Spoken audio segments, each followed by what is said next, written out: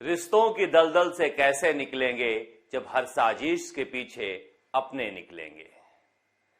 सियासत में है तो इस दलदल से निकलना ही होगा, क्योंकि सियासत तो दलदल ही है और सियासत में कब कौन अपना पराया होता है। राजस्थान के सभी बड़े नेता सियासी मैदान में राजस्थान में कूद चुके हैं। चुनाव में भी 2 साल का वक्त है, कायदे से कहें तो 1 साल का वक्त है और यह वक्त अपने आप को मजबूत करने का है। जिस नेता ने सचिन पायलट को गद्दार कहा था, उस नेता के घर पायलट निकल चुके हैं। आज बहुजन समाज पार्टी से कांग्रेस में शामिल हुए संदीप यादव के घर पर शादी कार्यक्रम में सचिन पायलट जा रहे हैं। यह भी रिश्तों की नई शुरुआत है। दूसरी तरफ कई रिश्ते बीजेपी में भी बन रहे हैं। कई खेमे बने हुए हैं, उन्हीं खेमों में चुन चुनकर वसुंधरा राजे अपने और पराये चुन रही हैं।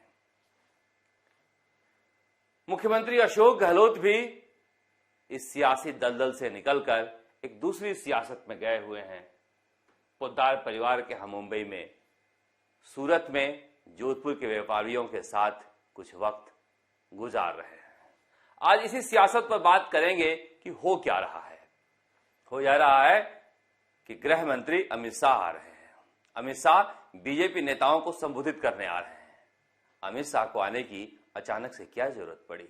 क्या वसुंधरा राजे जिस राह पर चल पड़ी हैं, उस राह पर किस तरह से बीजेपी चले, इसके लिए आ रहे हैं या फिर राह का रोड़ा बनने आ रहे हैं?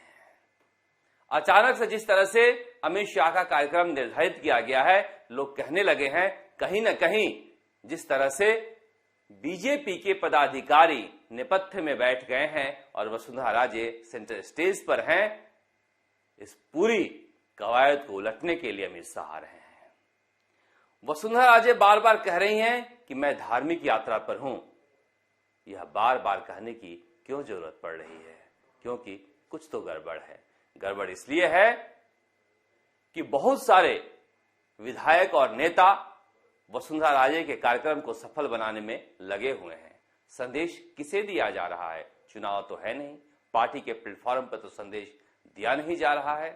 तो सवाल उठता है कि वह कौन है जो वसुंधरा राजे के साथ हैं? दरअसल पिछले 20 साल से बीजेपी की राजनीति में वो ध्रुव रही हैं और उस धुरी के आसपास इन 20 सालों में जितने नेता पैदा हुए हैं, वह सब मिलकर वसुंधरा राजे की ताकत बीजेपी को दिखाने में लगे हुए हैं। चाहे जयपुर के विधायक अशोक लाहोटी हो या फिर पूर्व विधायक अशोक परनामी हो, राजपाल सिंह हो, विधायक कालीचंद सराफ हो या फिर शिवराज बिश्नोई जैसे छोटे कार्यकर्ता बीकानेर से आने वाले जो अपना पसीना बहा रहे हैं वसुंधरा राजे को फिर से स्थापित करने के लिए। तो क्या बीजेपी में कोई बीजेपी काम कर रही है? लगता तो ऐसा ही है, क्योंकि वसुंधरा राजे नहीं कह रही हैं कि बीजेपी की सरकार आ रही है, वह कह रही हैं अपनी सरकार आ रही है, 2 साल का वक्त है, इंतजार कर लो। ये सारी बातें सुन रहा है दिल्ली में बैठकर बीजेपी का हाईकमान। दूसरी तरफ सचिन पायलट लगातार अपना बोझ हल्का करके राजस्थान के सियासी मैदान में कूद चुके हैं। अजमेर और टोंक जिले के दौरे के बाद आज वह निकले हैं भिवाड़ी के लिए, जहां पर संदीप यादव विधायक के घर शादी समारोह है।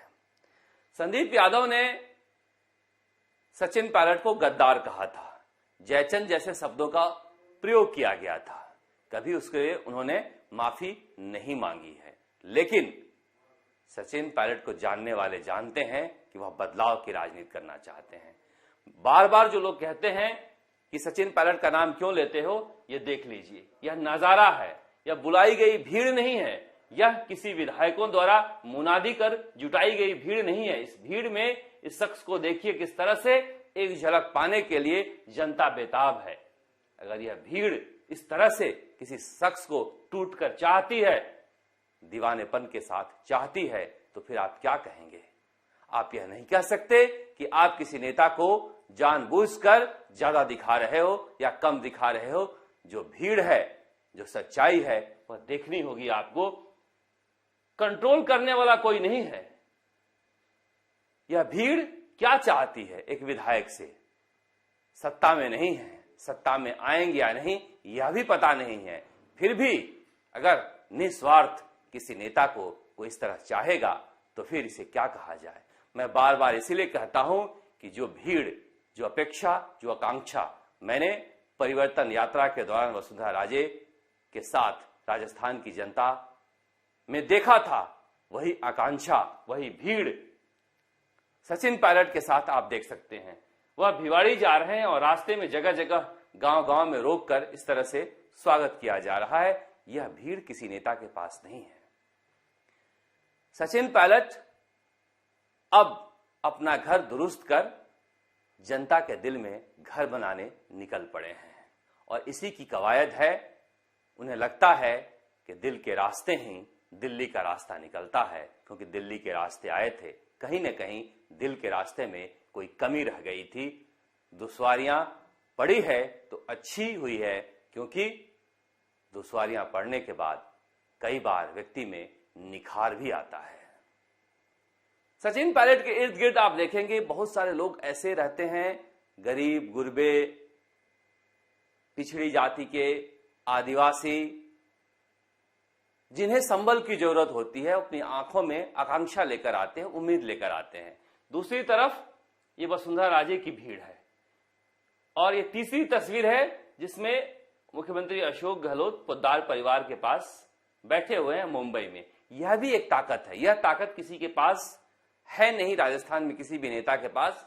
कितनी बड़ी संख्या में ये सूरत के उद्योगपति हैं। किस तरह से उद्योगपतियों की राजनीति अगर कोई करता है राजस्थान में तो वो अशोक गहलोत हैं।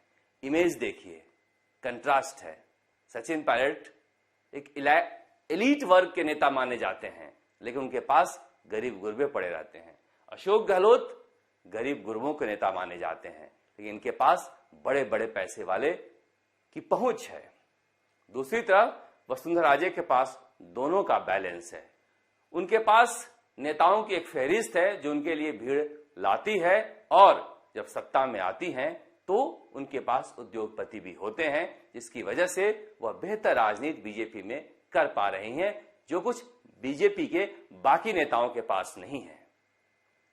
ये तीन तरह की राजनीति तीनों बड़े नेता करते हैं और सबकी अपनी अपनी स्टाइल है, लेकिन पैसे की महत्ता बहुत है।